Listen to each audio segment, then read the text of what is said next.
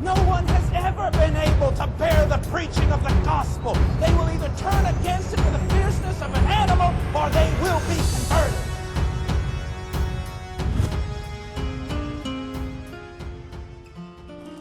En el primer día nosotros hablamos de lo que no es el Evangelio. El segundo día hablamos del pecado del hombre. Y hay una gran necesidad que nosotros aclaremos para todos los hombres. ¿Cómo ve Dios al hombre?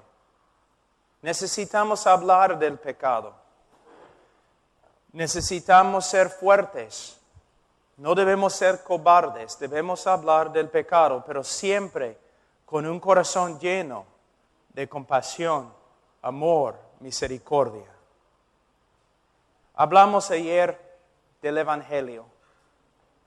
Muchos en el día de hoy, cuando hablan de la cruz del Calvario, hablan de los sufrimientos de Jesucristo.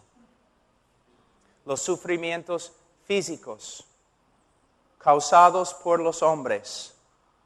Y sus sufrimientos físicos son importantes.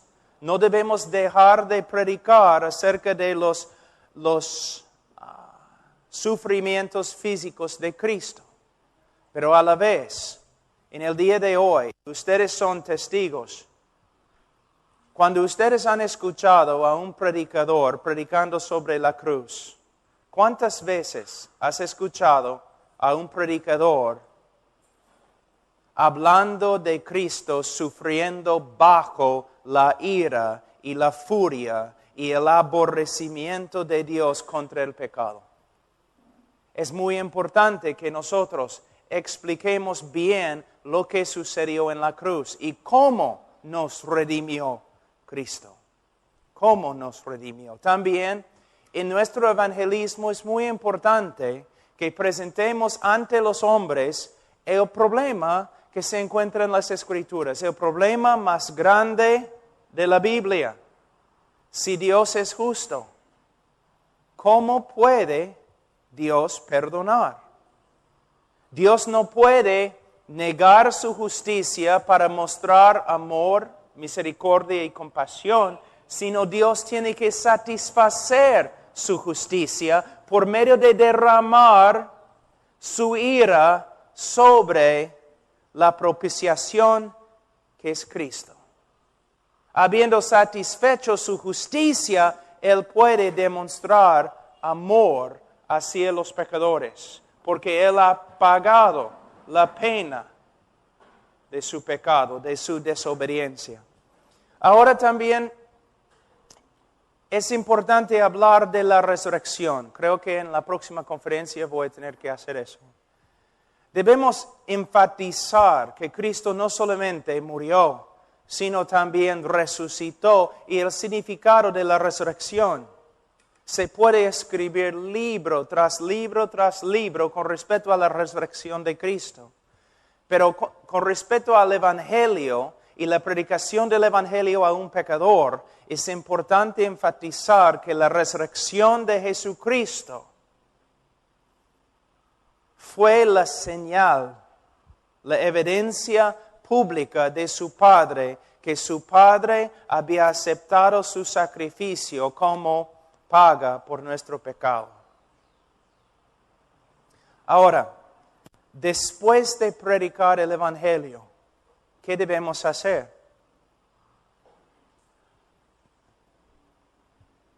Con una pasión fuerte, con una sinceridad genuina, debemos rogar, como dice el apóstol Pablo, a los hombres para que se arrepientan y crean en el Evangelio. También debemos darnos cuenta que salvación es una obra del Espíritu Santo y las personas se convierten de diferentes maneras. Les voy a dar un ejemplo. Una vez yo estaba predicando en Ohio, hace como 20 años. Y antes de terminar la prédica, Un niño de 9 años se paró atrás y empezó a pasar adelante, así, llorando y temblando todo su cuerpo. Y yo le pregunté, hijo, ¿qué problema tienes? ¿Por qué eres así? Él dijo, ¿es posible que un Dios santo puede perdonar a un pecador como yo? Niño, tienes 9 años. ¿Qué has hecho? Desobedecí a mi madre. Tú dices, caramba, el niño tiene problemas emocionales, tan asustado, tan dolorido, simplemente porque desobedeció a su mamá. Lo que tienes que entender es que todo pecado es pecado grave. El Espíritu Santo estaba usando su rebeldía contra su madre para mostrarle que era pecador y que merecía el infierno.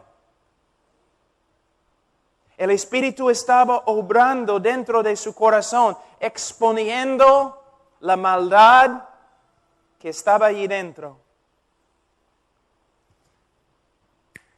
Casi inmediatamente después de hablar con él, él clamó al Señor, a solas, no una repetición de una oración. Él clamó al Señor, Señor, sálvame. Pasamos por varios versículos, promesas de la salvación. Salió esa noche diciendo el Señor, me ha salvado, me ha librado de mis pecados.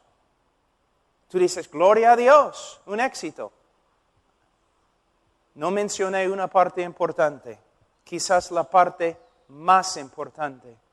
La mayoría de los evangelistas dicen a la gente, si tú crees en el Señor serás salvo. La persona clama al Señor y siente en su corazón que el Señor le ha salvado, pero no es suficiente.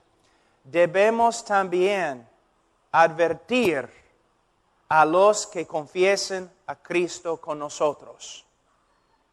¿Qué debemos hacer? Vamos a volver a este niño. Después, cuando él me dijo, Cristo me ha salvado, estoy seguro, yo le dije, niño, si de verdad esta noche te has arrepentido y has creído en Cristo, Él te ha salvado, de verdad. Porque somos salvos por medio de la fe. Gloria a Dios. Si esta noche has creído en Él, eres salvo.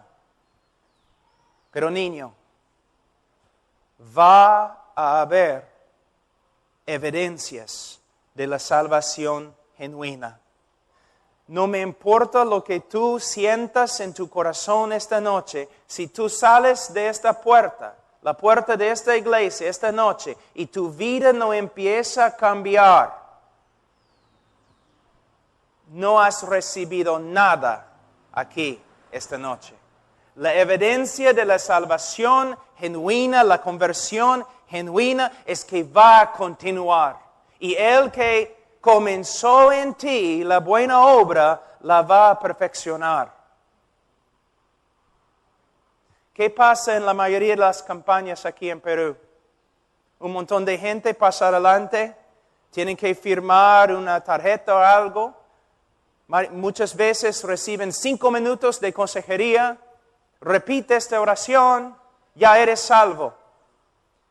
Regresan a sus casas, no crecen, no vuelven a la iglesia, pero como los católicos bautizados como infantes, estos nuevos evangélicos se creen salvos. ¿Por qué? Una autoridad religiosa ha declarado salvación sobre ellos.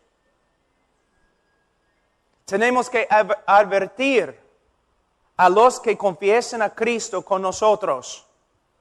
Si tu vida no empieza a cambiar, no hay ninguna evidencia de que de verdad te has convertido.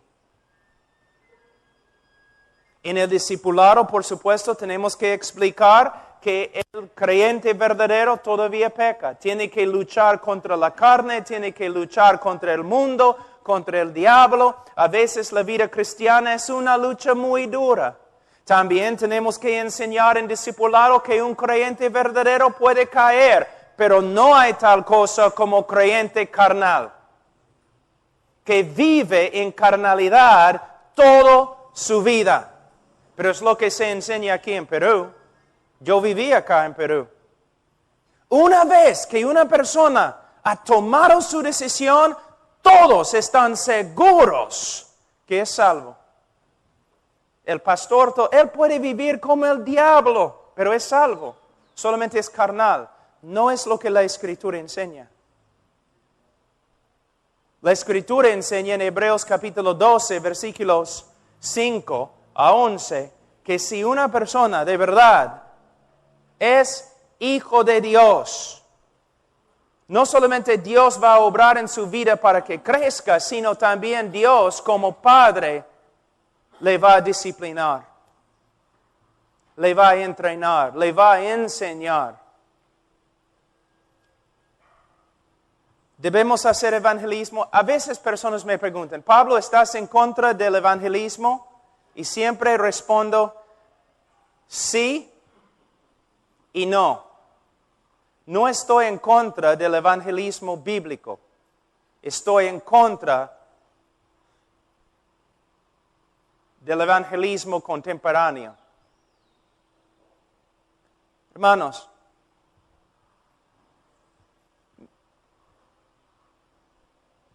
pensemos un ratito en lo que estamos haciendo. Y no pueden negarlo. Grandes campañas, música, skits, teatro, entregando ropa, comida,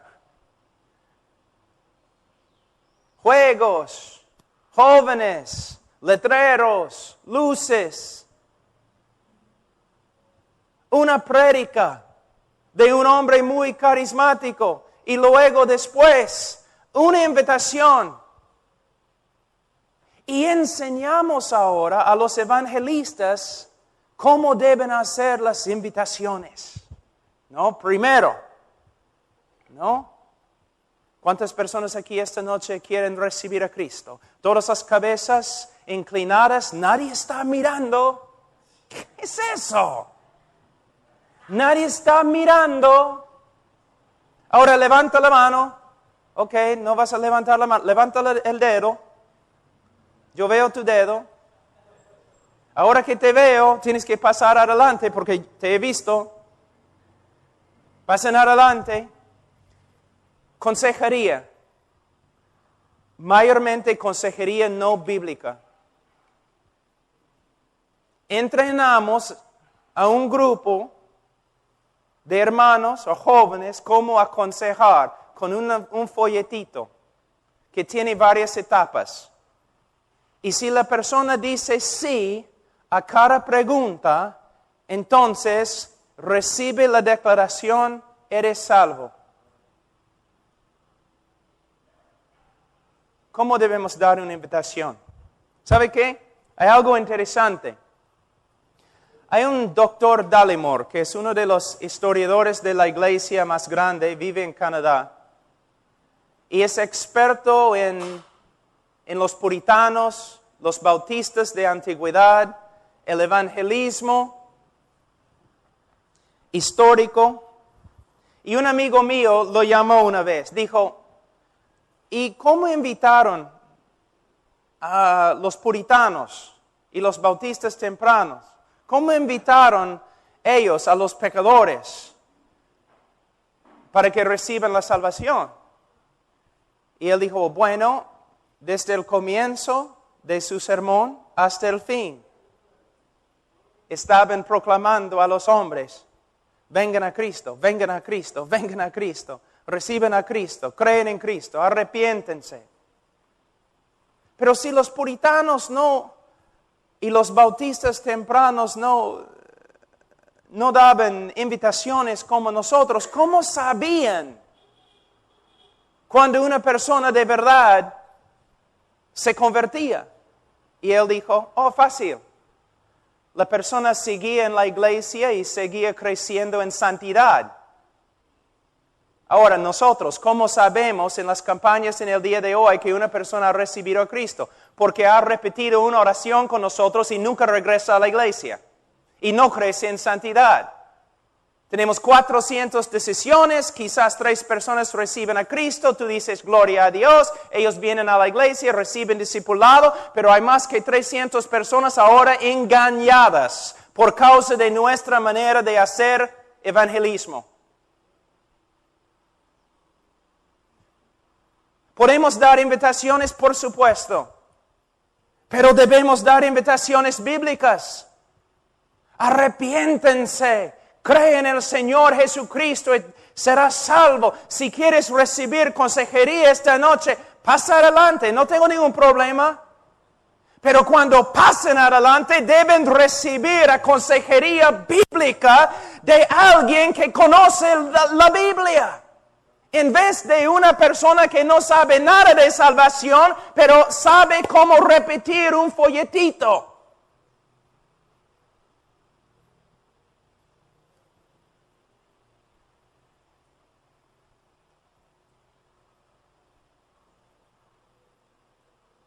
Así. La Iglesia Católica aconseja a sus miembros acerca de la salvación y cómo puede una persona saber que es salvo.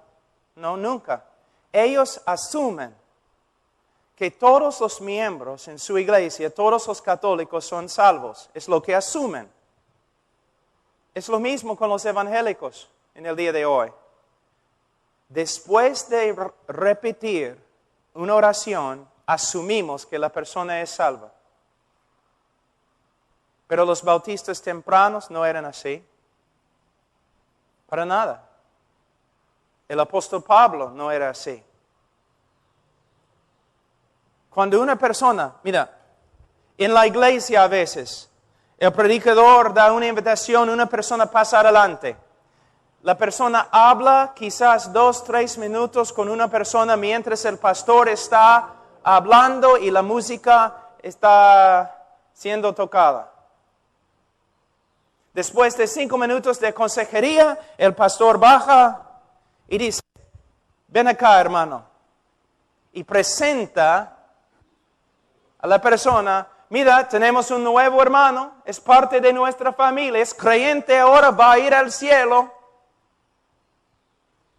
Después de 5 minutos de consejería, pastor, ¿tú puedes decir todo eso? Y el problema es, y nunca jamás vas a tocar el tema. Es salvo. Ahora hay que discipularlo. Es la razón por la cual estamos discipulando un montón de personas que no son ovejas. Y por esta causa el discipulado no funciona. ¿No sería mejor, pastor, dar una invitación con pasión? Si quieres ser salvo, ven a Cristo, arrepiéntete, cree en el Señor Jesucristo y serás salvo. Si necesitas consejería, pasa adelante. Y de ahí pasar mucho tiempo con esta persona. Y si quieres presentar a la persona a la iglesia, quizás sería mejor presentar a la persona de esta manera. Esta noche, este hombre ha venido, ha confesado a Cristo Jesús como su Señor y Salvador. Gloria a Dios. De verdad, si esta noche él se ha arrepentido y ha creído el Evangelio, es salvo. Pero en nuestra iglesia amamos a los hombres. Y nosotros queremos tener bastante cuidado con su salvación. Entonces, en las semanas que vienen vamos a estar entrando en tiempo de estudio con este hombre para asegurar bíblicamente, para que él venga a tener una seguridad bíblica con respecto a su salvación. Y lo vamos a presentar a la iglesia como hermano bíblicamente en su bautismo. en su bautismo. Y también vamos a predicar a la iglesia. Iglesia, miembros de la iglesia, tienen que darse cuenta. Muchos de ustedes han confesado a Cristo como Señor y Salvador. Muchos de ustedes han sido bautizados, pero muchos de ustedes no viven como creyentes. No crecen. No crecen en la madurez, no crecen en conformidad a Cristo. Deben entender que puede ser posible que no hayan recibido a Cristo, que no conocen a Cristo. Tenemos que examinar nuestras vidas. Tenemos que probar nuestras vidas a la luz de las Escrituras. Como dice Pablo en 2 Corintios capítulo 13, versículo 5. Hermanos, no podemos simplemente asumir que una persona es cristiana simplemente porque una vez en su vida repitió una oración con nosotros. No es bíblico. No es bíblico. Como dije, una ilustración en la primera prédica. A veces una persona pasa adelante y de verdad el Señor ha obrado en su corazón. Se ha arrepentido, ha creído. Así, 5 o 10 minutos, la persona de verdad confiesa a Cristo y parece hay fruto de arrepentimiento y fe, pero todavía debemos advertir a esta persona que si su vida no empieza a cambiar, es evidencia que no es cristiano. Pero también hay personas que van a venir preguntando, buscando consejería, y no van a recibir a Cristo en 5 minutos. Quizás van a recibir a Cristo en 5 meses. Pero ¿qué hacemos nosotros? No, tenemos que tener una decisión esta noche. Tenemos que tener una decisión esta noche. No. Tenemos que seguir las Escrituras y la obra del Espíritu Santo que es soberano. Él puede obrar en la vida de un hombre como Él quiera. Una vez había una mujer que se acercó después de una reunión que tuvimos ahí en Missouri.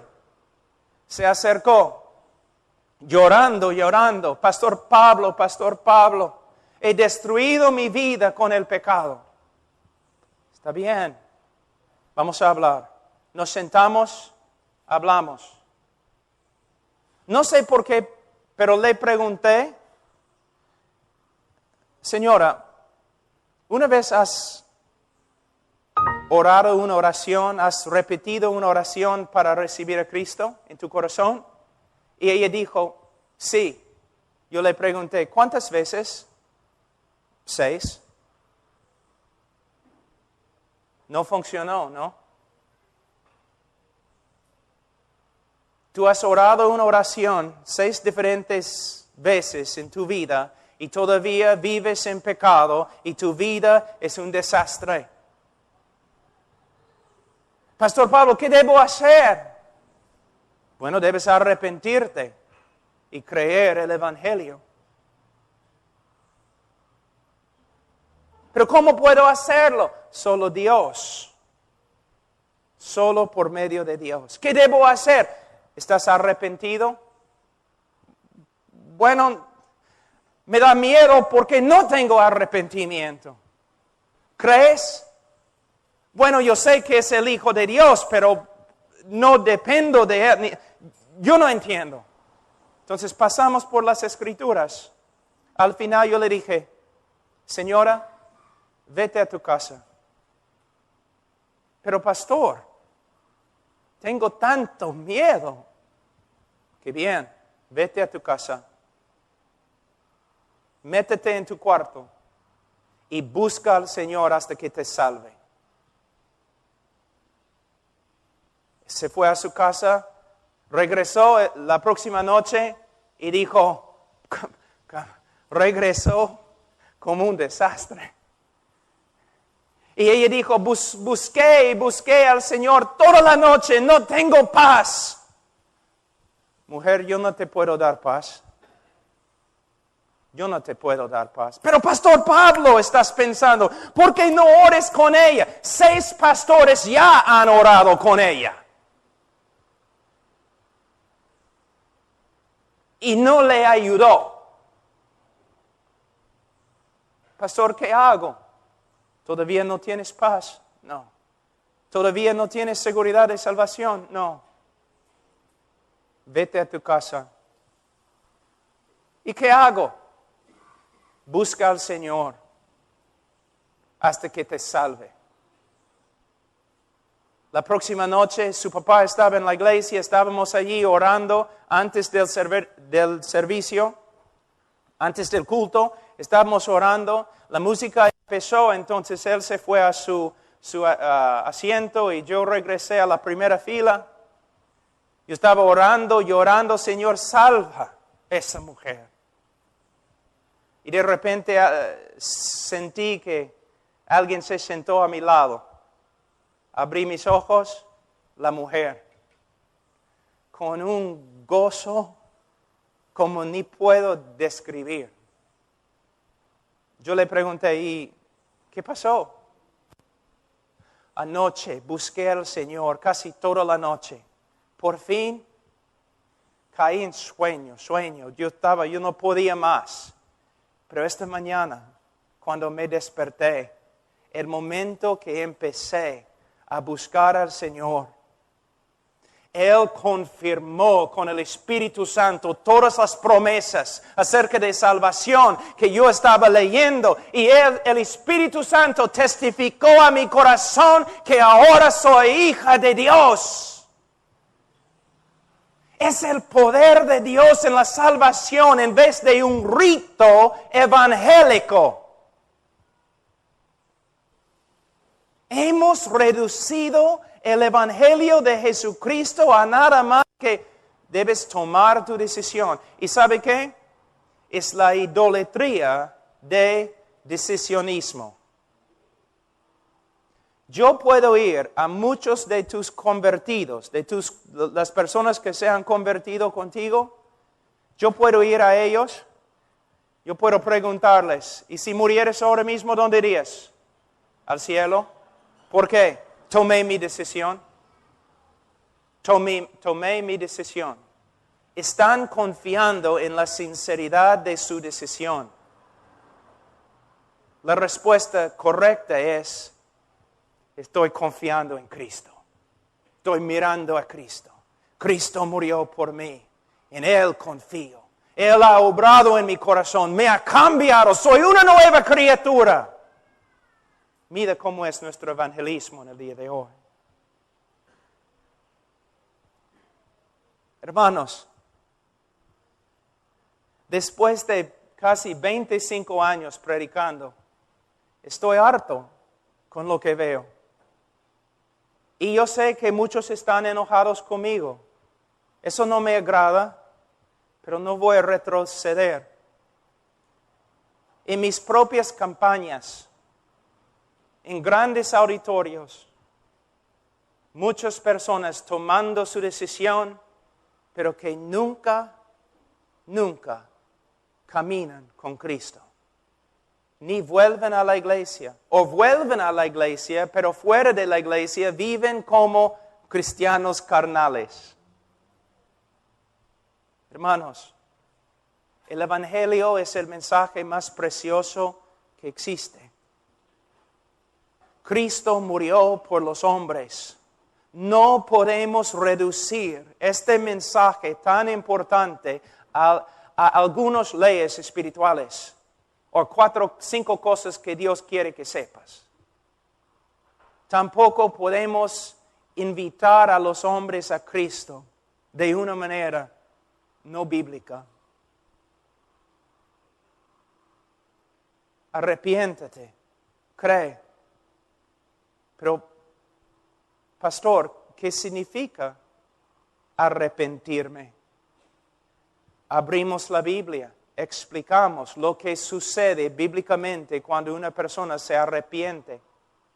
Porque no debemos usar palabras que no podemos explicar, definir. No debemos dar un mandamiento a los incrédulos que no explicamos. Pastor, ¿cómo sé si me he arrepentido? Y cree el Evangelio. Pero pastor, ¿qué significa? De nuevo, abriendo la Biblia, explicando.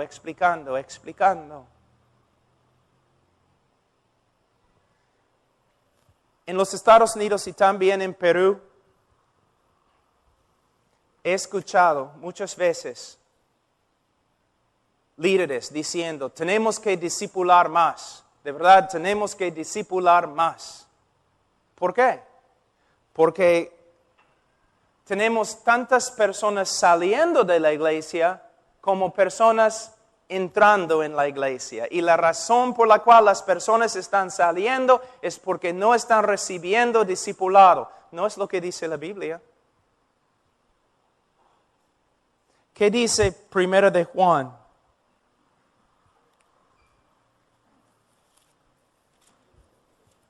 Capítulo 2, versículo 19.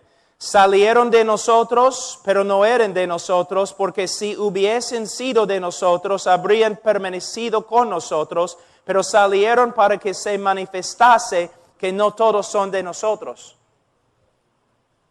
¿Debemos discipular? Por supuesto. ¿Debemos discipular más? Sí, mucho más.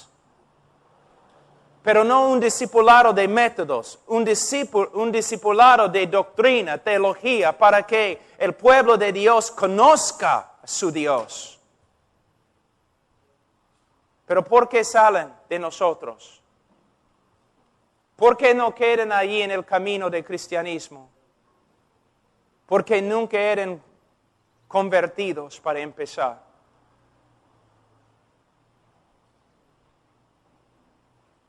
La razón por la cual nuestros convertidos son tan carnales es porque son carnales. Nunca han sido convertidos. De verdad, nunca han tenido la oportunidad, porque el mensaje que predicamos muchas veces no es el Evangelio. La invitación que damos es muy superficial y nunca damos advertencias acerca de cómo uno puede tener una seguridad bíblica de la salvación.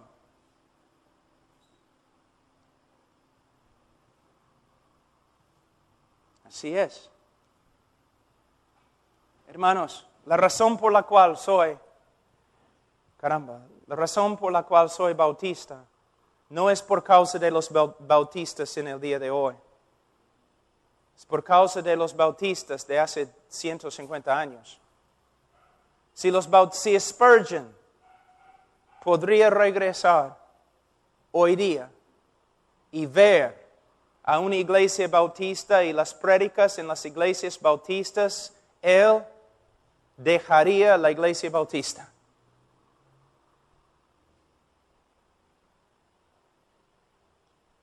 Hemos cambiado. Somos más influenciados por la psicología y la ideología de este mundo que las Escrituras. No podemos seguir el pragmatismo.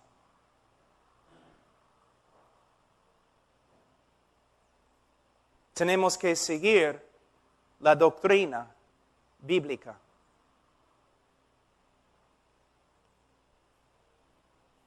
¿Tuviste 400 personas convertidas en tu campaña?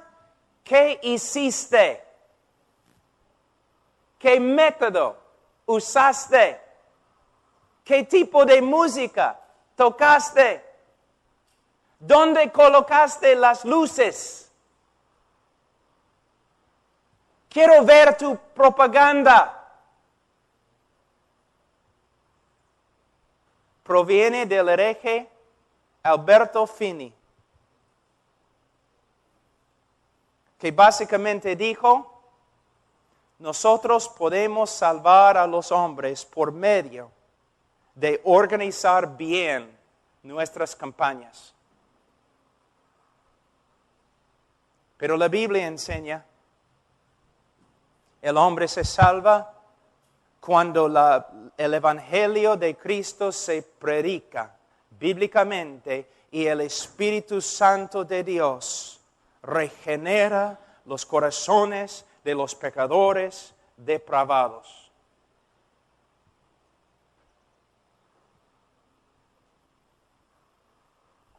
Es mi última prédica.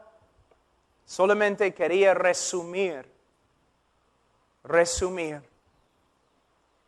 Pero quiero terminar en 2 Corintios, capítulo 13.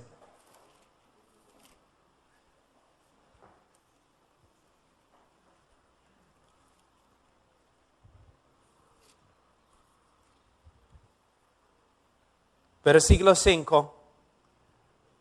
Muchos en la iglesia en Corinto no andaban bien. Fíjate que ni una vez Pablo les pregunta, ¿había un tiempo en la vida de ustedes que oraron para recibir a Cristo? Ni una vez. Pero él dice lo siguiente, examinaos a vosotros mismos si estáis en la fe. Probaos a vosotros mismos. ¿O no os conocéis a vosotros mismos que Jesucristo está en vosotros, a menos que estéis reprobados? 2 Corintios 3 y 5. Pastor, con los supuestos hermanos en tu iglesia, ¿cuándo es la última vez que fuiste a uno de ellos usando este texto? Hermano, tú confesaste a Cristo. Hermano, fuiste bautizado. Hermano, te has identificado con nuestra iglesia, pero ahora estás viviendo como un incrédulo. Es posible que eres un incrédulo. Vamos a sentarnos principalmente con el libro de 1 de Juan. Vamos a sentarnos. Necesitas examinarte a la luz de las Escrituras, porque en 1 de Juan encontramos varias evidencias de un creyente verdadero. Hermano, por favor, es posible que ni eres salvo. No, mayormente los pastores van a los hermanos, miembros que están viviendo como el diablo, y van diciendo lo siguiente: hermano, eres cristiano, entonces debes portarte como un cristiano.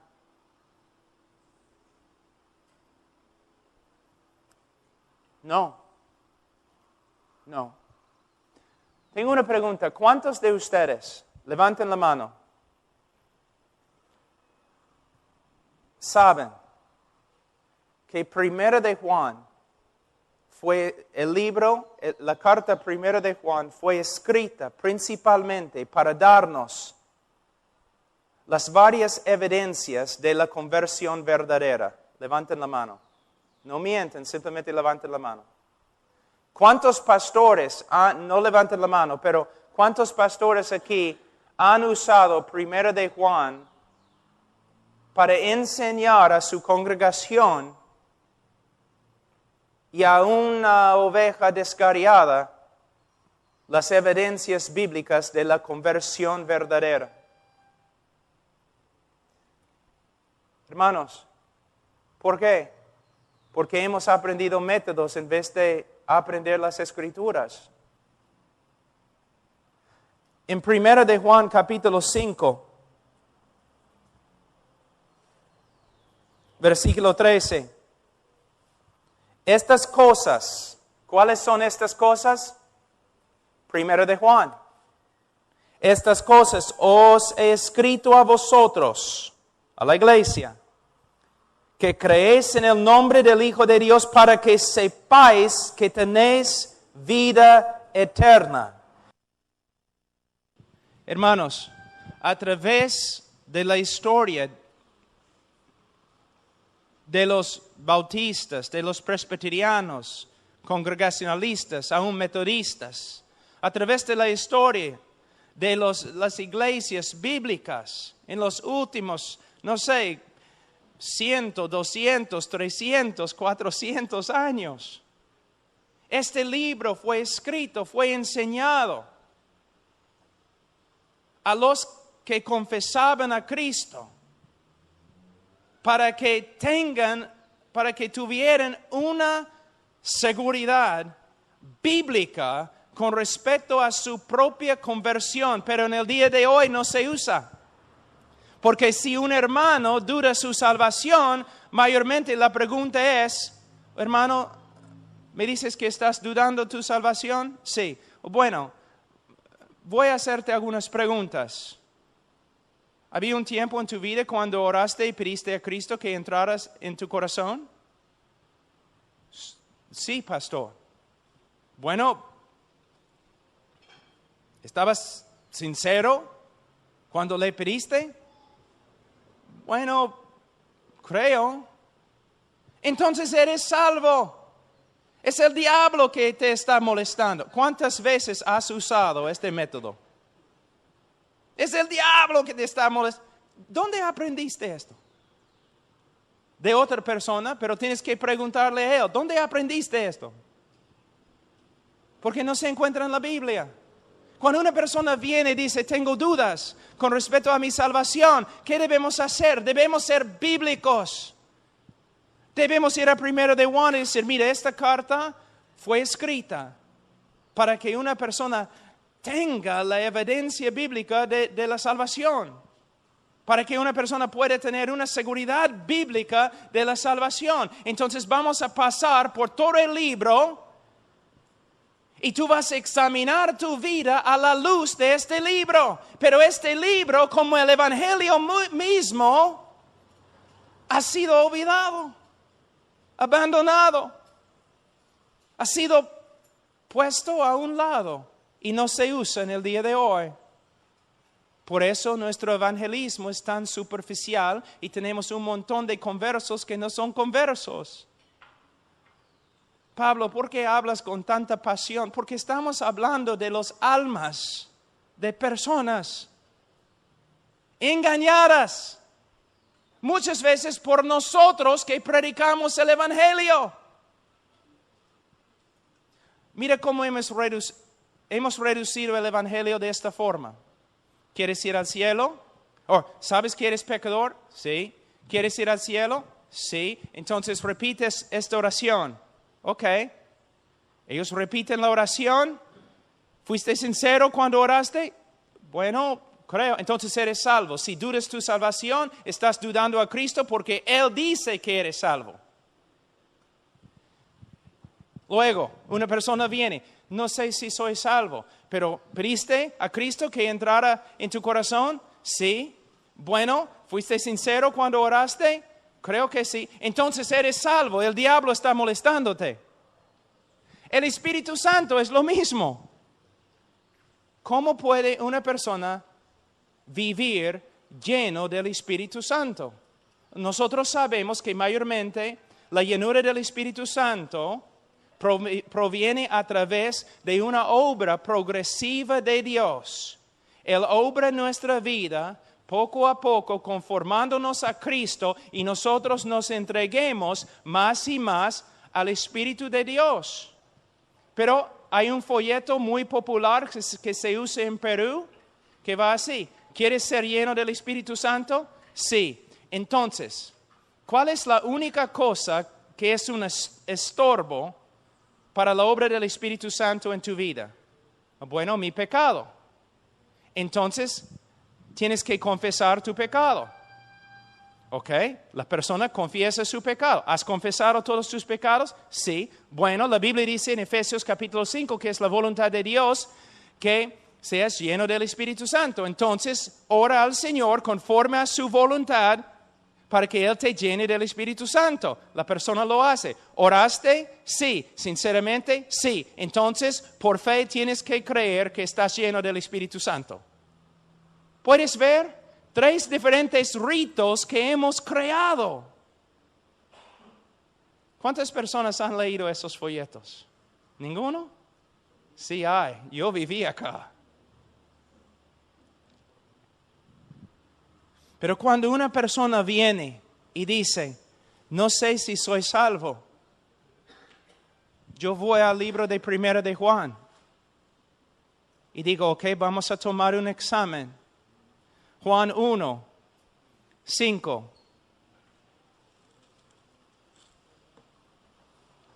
Este es el mensaje que hemos oído de Él y os anunciamos. Dios es luz y no hay tinieblas, ningunas tinieblas en Él.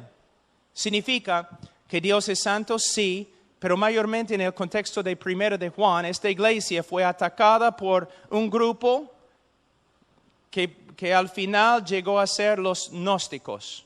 Y ellos enseñaron que Dios era un Dios esotérico, oscuro, y nadie podía conocer a Dios y nadie podía conocer su voluntad. Pero Juan está diciendo no. Él está diciendo Dios es luz. ¿Qué significa? Dios ha revelado su carácter y ha revelado su voluntad a nosotros. Él nos ha mostrado quién es y lo que quiere. Él sigue en versículo 6. Si decimos que tenemos comunión con Él, si decimos que somos cristianos y andamos en tinieblas, mentimos y no practicamos la verdad. Mentimos y no somos cristianos. Entonces, ¿qué quiere decir? Si una persona dice que es creyente, pero vive en oscuridad, ¿qué significa? Vive de una manera que contradice lo que sabemos de Dios y contradice lo que sabemos de la voluntad de Dios. Él es mentiroso cuando dice que es cristiano. La palabra andar es muy importante en el griego. La palabra andar es pateo. Pateo. Aquí es peripateo. Significa andar por todos lados. Una persona, un cristiano peca, sí puede pecar, pero hay una diferencia entre un creyente que peca y lucha contra el pecado y un creyente cuyo estilo de vida es un estilo de caminar en pecado, practicar el pecado. Y lo que él está diciendo aquí es cualquier persona que se dice cristiano, pero su estilo de vida, cuando mires su vida, muchos meses o años, su estilo de vida contradice lo que Dios ha revelado acerca de sí mismo, contradice lo que Dios ha revelado acerca de su voluntad. La persona es mentiroso cuando dice que es creyente. La segunda prueba, en capítulo 1, versículo 8, si decimos que no tenemos pecado, nos engañamos a nosotros mismos y la verdad no está en nosotros. Versículo 10, si decimos que no hemos pecado, le hacemos a Él mentiroso y su palabra no está en nosotros. Si negamos que tengamos pecado, no somos cristianos. ¿Qué quiere decir? Una de las marcas o evidencias más grandes del cristianismo no es perfeccionismo. Una de las evidencias más grandes de que uno es cristiano es que él es sensible al pecado en su vida. Y cuando peca, el Espíritu Santo le convence de su pecado y él se arrepiente y él confiesa su pecado. No puede vivir con pecado escondido en su corazón. Por un tiempo, quizás, pero como un estilo de vida, jamás. ¿No es interesante, pastores, que muchas veces las personas más entregadas en tu iglesia son los que más confiesen su pecado? Y los hombres más carnales en tu iglesia nunca se preocupen por su pecado. ¿No es interesante? Una vez, pastor, has predicado y el Espíritu Santo ha obrado y personas comienzan a quebrantarse con respecto a su pecado en la iglesia. ¿No es interesante que casi siempre las personas que se quebrantan son las personas más dedicadas a la obra? Y los miembros más mundanos se sienten allí tranquilos. Es la diferencia entre un creyente y no creyente. Una de las evidencias más grandes de la salvación es que el creyente verdadero, primera prueba, va a caminar, vivir un estilo de vida que es conforme a lo que Dios ha revelado acerca de sí mismo y es conforme a lo que Dios ha revelado con respecto a su voluntad. Otra evidencia del cristianismo verdadero es que el cristiano verdadero, cuando peca, va a ser sensible a su pecado, se va a arrepentir y va a confesar su pecado. Y confesión no significa, Señor, perdóname. Esa no es confesión. Señor, perdóname, cada noche, ¿no? Antes de dormir, perdóname, si he hecho algo. Hermano, pregúntame, ¿has hecho algo? Si he hecho algo, perdóname. Esa no es confesión. La palabra confesión proviene de la palabra griega homologeo, que significa hablar lo mismo. Confesión es cuando el Espíritu Santo, a través de la palabra de Dios o a través de un hermano, el Espíritu Santo te muestra que has pecado un pecado específico. Por ejemplo, te has enojado con un hermano. El Espíritu Santo, por medio de su palabra, te muestra que te has enojado contra un hermano.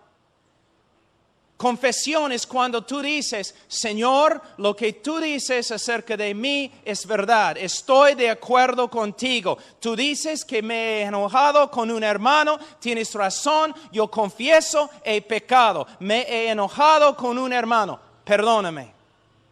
Y vas al hermano y pides perdón también. Entonces, una vida marcada por la voluntad de Dios, conformidad al carácter de Dios y una vida sensible al pecado. Otro que es muy importante, versículo 6 de capítulo 2, otra prueba. El que dice que permanece en Él debe andar como Él anduvo. Tú dices, entonces todos nosotros vamos a ir al infierno, porque ¿quién anda como Cristo anduvo? Lo que está diciendo es lo siguiente. Una ilustración, cuando yo era niño, mi papá era grande, yo lo respetaba bastante, yo quería ser como él. Y él caminaba por la nieve, así, llevando comida a los animales, porque vivimos allí en el rancho, y él caminaba así. Era un hombre muy grande. Y él dejó sus huellas allí en la nieve. Y yo era un chibolo de ese tamaño, pero yo quería ser igual a mi papá. Entonces yo trataba de poner mi pie en sus huellas, ¿no? Yo estaba ahí caminando como una araña borracha o algo. Todos podían mirarme y burlarse de mí. Tú no puedes caminar como tu papá, pero no había ninguna duda que el deseo más grande de mi corazón era caminar como mi papá. Cuando alguien mira tu vida, ¿pueden ver que el deseo más grande en tu vida es ser como Cristo? ¿O quieres ser como estos mundanos, supuestamente exitosos en este mundo? ¿Se nota una realidad en tu vida, un deseo de ser conforme a la persona de Cristo? Otra prueba. Capítulo 2. Hemos pasado por alto una prueba. Capítulo 2. Versículo 3. En esto sabemos que nosotros le conocemos. ¿Cómo podemos saber que de verdad conocemos a Cristo? Él nos dice, si guardamos sus mandamientos. El que dice, yo le conozco, yo soy creyente también. El que dice, yo le conozco y no guarda sus mandamientos, el tal es mentiroso y la verdad no está en él. Ahora, ¿qué significa? Porque acabamos de aprender que el cristiano verdadero peca. Entonces, ¿qué significa que el cristiano verdadero guarda los mandamientos de Dios? De nuevo, estamos hablando no de perfección, sino de un estilo de vida. Un incrédulo no tiene nada que ver con la palabra de Dios, no tiene nada que ver con los mandamientos, porque no tiene nada que ver con la voluntad de Dios. No se preocupa por la voluntad de Dios. ¿Cuántas personas son miembros de nuestras iglesias bautistas que nunca se preocupen por la voluntad de Dios? Ellos siempre hacen su propia voluntad sin preocuparse por buscar la voluntad de Dios en la palabra de Dios. No tiene ninguna relación con la palabra de Dios. Nunca. Pero el creyente verdadero, ¿qué dice la Biblia? Se preocupa por la palabra de Dios, la voluntad de Dios. Quiere saber lo que Dios le ha mandado. Quiere obedecer la voluntad de Dios. Obedece la voluntad de Dios como un estilo de vida. Aunque no hay perfección, se nota una realidad en su vida. Él quiere ser obediente. Él tiene una relación con la palabra de Dios. Y cuando desobedece, y todos nosotros desobedecemos, entonces volvemos a versículo 8 y 10 de capítulo 1. Cuando desobedece los mandamientos de Dios, es sensible a su pecado y se arrepiente y confiesa. Personas vienen a mí siempre diciendo, tengo una nueva relación con Dios. Entonces yo digo, bueno, ¿tienes una nueva relación con el pecado? Porque si no tienes una nueva relación con el pecado, no tienes una nueva relación con Dios. Tengo una nueva relación con Dios. ¿Tienes una nueva relación con su voluntad? Porque si no tienes una nueva relación con su voluntad, no tienes una nueva relación con Él. Hermanos, así es. Otro. Versículo 9. Capítulo 2. El que dice que está en la luz y aborrece a su hermano está todavía en tinieblas. El que ama a su hermano permanece en la luz y en él no hay tropiezo. Una de las evidencias más grandes de la conversión verdadera es el amor que uno tiene para los hermanos en Cristo. Hermano, aquí no se refiere a los pobres, aunque debemos amar a los pobres. No se refiere de personas de otras razas, porque hay solamente una raza, la raza humana. Es una referencia a los creyentes.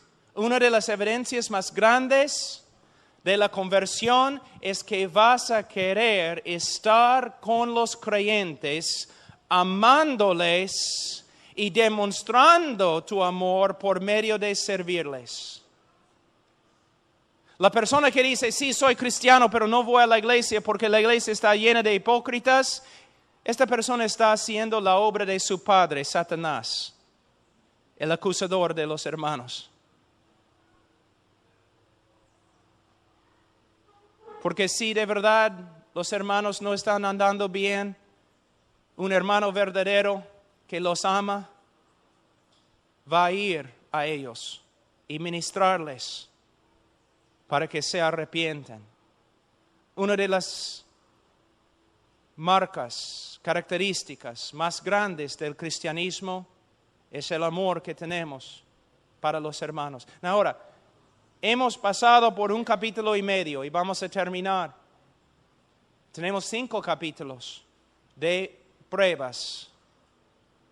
Es el estándar bíblico.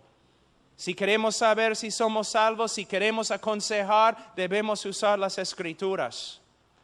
No un folletito escrito en los Estados Unidos.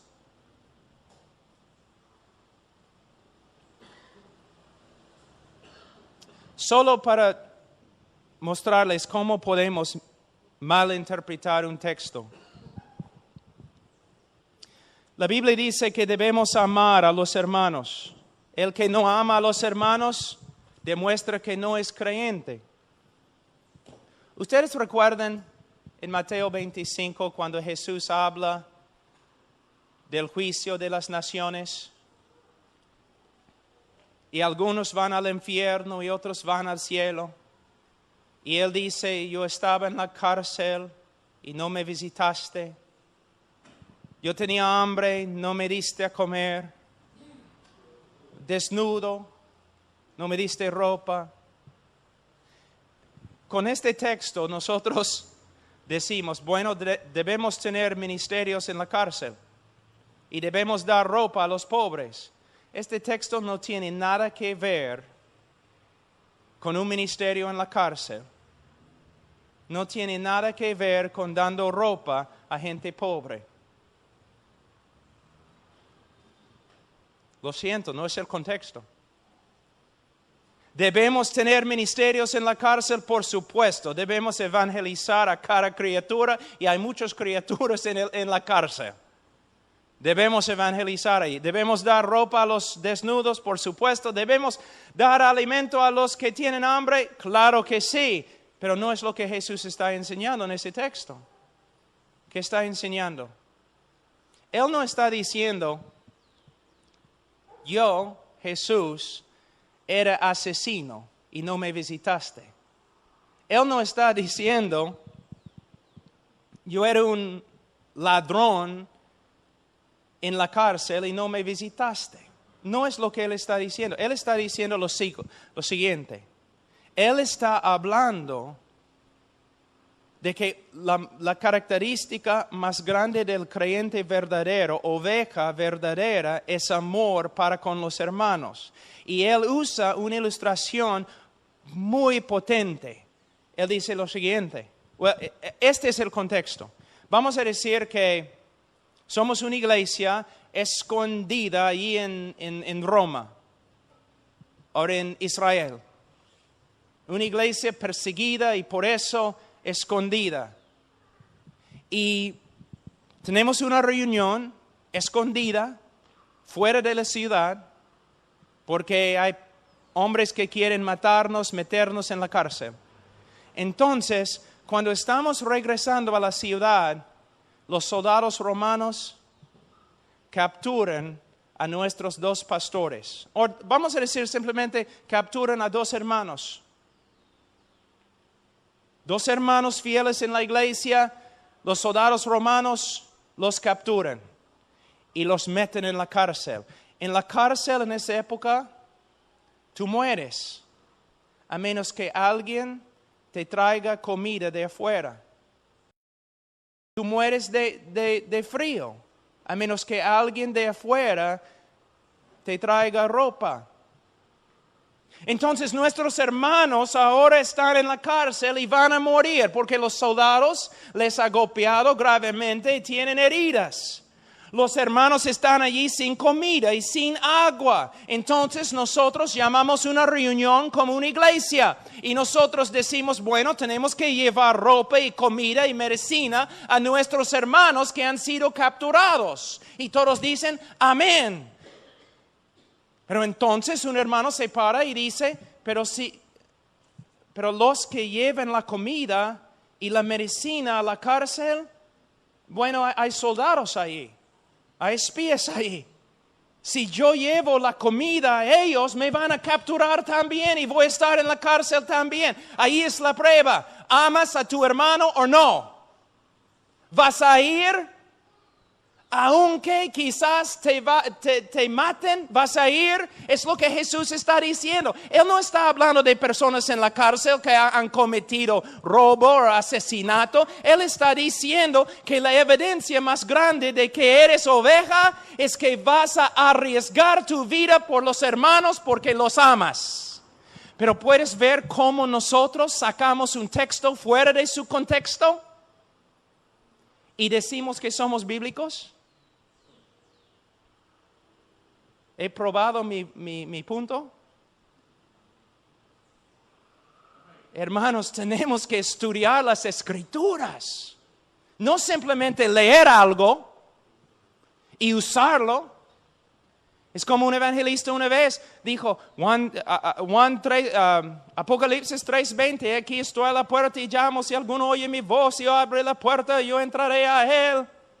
Yo le dije, después de la reunión, pero hermano, en el contexto gramático de Apocalipsis 3:20, Jesús no está tocando a la puerta del corazón de un pecador, está tocando a la puerta de una iglesia. Él me dijo, yo sé, Pablo, pero funciona. Pero hermano, pragmatismo es muy peligroso. No debemos hacer algo porque funciona. Debemos hacer algo porque es lo que la Biblia enseña.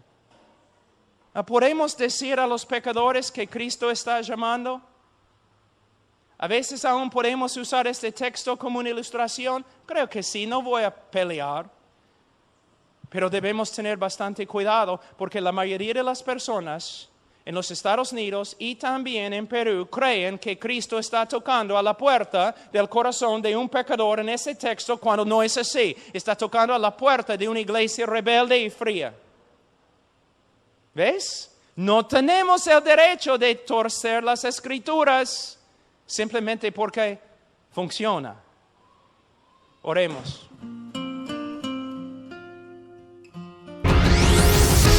When you were made for greater